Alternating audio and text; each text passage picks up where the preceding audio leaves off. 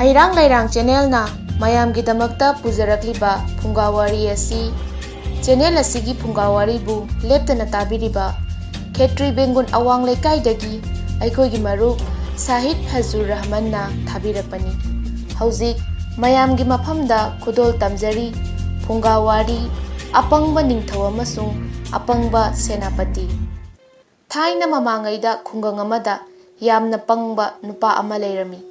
Pangbada natana mahak thabak subasu yamna talli mahaki mataududa magi nupina yamna saurami amasung mahakpu nungsiramde imung manunggi chana thaknaba khudingmak mahaki nupina yamna wana hotnarami nongmadi apangbagi nupina hu haplaba talmayom ama sem sarami aduga apangba nupa aduda piraga langphai chatuna sel talunaba hairami Apangba nupa aduna mahaki nupina piba talmayom adu mafi marol kharaga yomlaga langphaida chatkre asum lakpana sanglaba lambi kaya amadi umang wamang phauduna laklami mamai thangda apangba nupa adu waraduna pukri achauba amagi mapanda hauba ujaw amagi makhada ngaihak potharami chak lamladuna magi nupina pirakhiba talmayom adu chage haiduna khalami Talmayom adu hek thokpaga mahak ising khaurangduna talladu ukha aduda thanamlaga ising thakke khanduna pukri aduda kumthakre mahakna ising thakpa loiraga pukri dagi kakhatnaba hotnaringaida chauraba samu amana mahaki nupina pirakhiba hu yauba talladu chathokibadu urami hu yauba tal chaurubadagi khudakta samu adu lepna sire Mahaki tal chathokibagi sauraba apangbaduna samu adugi mamaida khupakna tharami hana siduna leiraba samu adu leimaida tukhre samu adu mafam adugi ningthougi samuni samu adubu seliba ningthougi manai aduna thokriba thodok adu urami ningthougi manai aduna apangba nupa adubu yamna kanba mini haiduna yamna kirami Mahakna konung tana chen kiduna wari pumnamak ningthouda tamlure ningthou aduna apangba nupa adubu akanba mini khanduna manai masan mayam ama thaduna nupa adubu phaduna puraknaba yathang pirami ningthougi manai mayam aduna apangba nupa adubu phaduna konungda purakle apangba nupa adubu mapangal kanba mini khanduna ningthouna senapati haptuna nungaina lehelami Matam khara leiraga laibak aduda atopa lamgi ningthou amana landarai ningthouna apangba senapati aduda lanmi mayam ama puraga lan thengnarunaba yathang pirami apangba nupa adudi sagol tongbodi lairedana thang ten haiba mi nate adubu ningthougi yathangni mahakna lan chattaba yadraduna sagol adu tongkhatkre sagolgi khuji paiba phauba hairamde mahakna sagol adu hek tongkhatpaga sagol adu hauduna yeknaba tamna chenkre mahaki lanmi mayam adudi makhoigi senapatina tawriba mawong adu ubada ngakna yengduna lehawi apangba nupa aduna upai leitraduna sagolgi masongda chetna paiduna tadanaba hotnarami mangda yeknabagi lanmi mayam ubada amukka hena kirami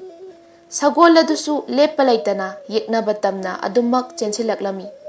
Apangba nupa aduna soidena sirani khalladuna cheliba sagol adugi mamangda achauba akangbu ujaw ma hauduna leibadu apangba senapati aduna ure mathawai hingnabagidamak apangba senapati aduna u adugi usada yanduna leihorage khalladuna u adugi manak hek yorakpada usaduda tap pairami adubu akangba u adudi tekkadabagi ngaiduna leiba u oiramle Sagol adugi chenbagi saphuna hemankhiduna u adu phuktana puraklami yeknabagi lanmi mayam aduna u phuktuna makhoi tamna chensilakpadu ubada kaiduna chenkre paw adu tabada apangbagi ningthouna harau mankhiduna apangba senapati aduna konungi akakumda dolai chatlalami ningthou adugi masak phajabi machanupi ama leirami adubu Apangba senapati adudi masak udri maram masina mahakna ningthougi machanupi adu yamna khangninglami nongmadi ningthougi machanupi adu iruzaba thuklakani haiduna khungangai mi ama phauba mapan thokpa yaroi haiduna pau laurami. Apangba Senapati aduna Ningthou machanupi adu yengningduna mahakna iruzaba lakadaba pukri adugi mapanda hauba ujao amagi marumda lotuna leirami. Ngaihakki matungda Ningthou macha nupi adu iruzaba lakli. Masada yauba sana lupa pumnamak laukthoktuna Ningthougi machanupi aduna Apangba Senapati aduna lumduna leiriba u adugi manakta thanamlaga iruzaba kumthakirami. Ngaihakki matungda u adugi manungdagi lil ama thoraklaga Ningthou machanupigi sana lupa pumnamak u adugi manungda chingsinkirami. Thaudok adu Apangba Senapati aduna loinamak urami adubu mahak tuminna leirami.